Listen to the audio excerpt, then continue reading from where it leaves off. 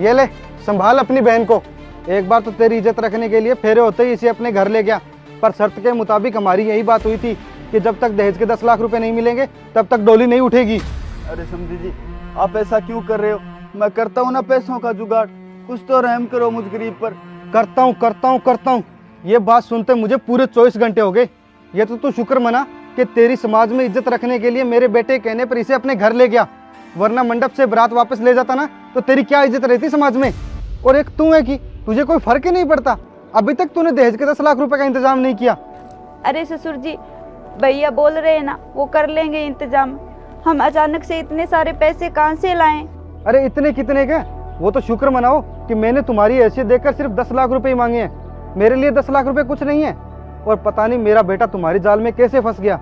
अगर मैं उसका अच्छा घर देखकर उसकी शादी करता ना तो वो दहेज में एक बड़ी गाड़ी और कम से कम 25-30 लाख रुपए देते। अरे देते क्यों नहीं, हमारा घर जो इतना बड़ा है, एरिया में नाम चलता है हमारा।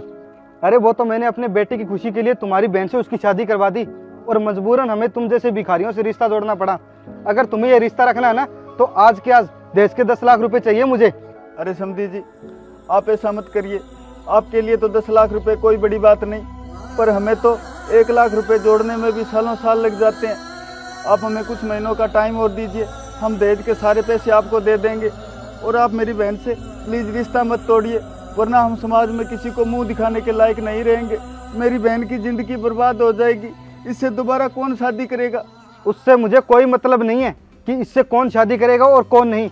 मैं तो तभी रिश्ता रखूंगा जब तू अभी के अभी दहेज के 10 लाख रुपए देगा, वरना मेरे पास तलाक के कागज तैयार पड़े हैं और मैंने इसके लिए अपने बेटे को भी सहमत कर लिया है। अरे ससुर जी, आप ऐसा मत कीजिए। मैं कहाँ जाऊंगी? मेरा क्या होगा? मेरी तो जिंदगी बर्बाद हो जाएगी। हाँ समधी जी, मेरी बहन सही बोल रही है। आप हमारी इज्जत का कुछ तो ख्याल कीजिए। मुझे कुछ नहीं सुनना। जब तुम्हारे पास दहेज के 10 लाख रुपए हो तब अपनी बहन को भेज देना हमारे घर।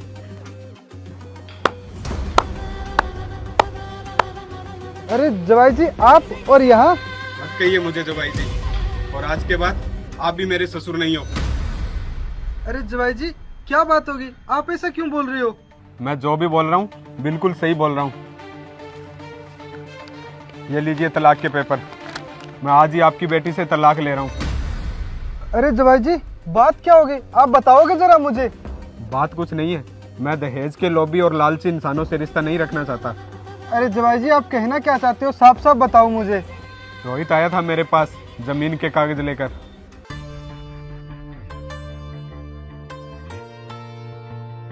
अरे भाई, एक बात बताओ तुम मुझे, तुम्हारे पास 2 ही बीघा तो जमीन थी और उसे भी तुम गिरवी रख रहे हो। ऐसी क्या मजबूरी होगी तुम्हारी? वो क्या है ना साहब कि कल मेरी बहन की शादी थी और उनके ससुराल वालों ने ये दहेज में मांगे थे 10 लाख रुपए। अगर आज ये पैसे मैं उन्हें नहीं दे पाया तो वो उसे छोड़ देंगे, तलाक दे देंगे मेरी बहन को। बस इसी कारण मैं ये जमीन गिरवी रख रहा हूँ। कैसे कैसे लोग भरे पड़े हैं यार जमाने में, आज भी पुराने ख्यालों में जी रहे हैं। वैसे नाम क्या है तुम्हारे लालची समधी जी का? जी, वो उनका नाम है फूलचंद जी कालड़ा। फूलचंद जी कालड़ा, हनुमानगढ़ वाले? जी। अरे वो तो मेरे ससुर जी है। क्या? अगर आपके ससुर है तो आप कल शादी में क्यों नहीं दिखे? दिखता कैसे, मैं कल अर्जेंट काम से बाहर गया हुआ था, इसलिए शादी में नहीं आ पाया। पर मेरे ससुर इतने लालची इंसान कैसे हो सकते हैं? अरे साहब छोड़िए ना आप इन बातों को। अगर मेरी बहन का घर बसाना है तो मुझे ये 10 लाख रुपए उन्हें देने ही पड़ेंगे। नहीं, अब तुम्हें ये 10 लाख रुपए नहीं मिलेंगे। ये लो अपनी जमीन के कागज। ये तो बेचारा अपनी जमीन गिरवी रखकर आपको पैसे देने के लिए आ रहा था, पर मैंने इसे पैसे देने से मना कर दिया। और आपको अच्छे से पता है, जब मेरी शादी हुई थी तो मेरे पिताजी ने आपसे दहेज में 1 रुपया और नारियल ही लिया था। तब तो आप बड़े खुश हुए थे कि हमें दहेज नहीं देना पड़ा।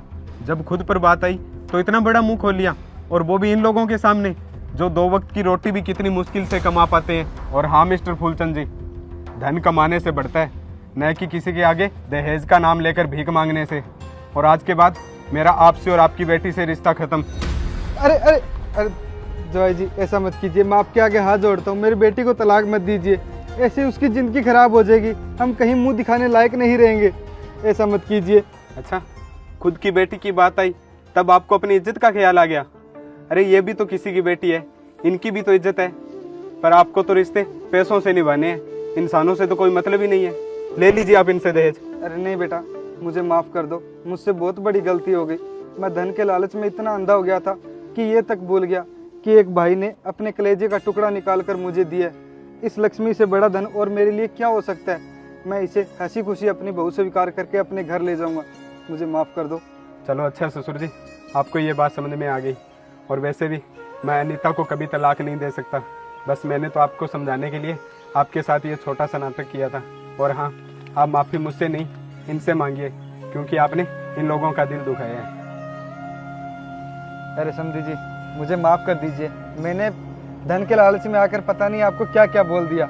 कोई बात नहीं समधी जी, आप ऐसा क्यों बोल रहे हो। सुबह का बुला अगर शाम को घर आ जाए तो उसे बुला नहीं कहते। और बेटा, अगर तूने मुझे माफ़ कर दिया है तो चल हम अपने घर चलते हैं।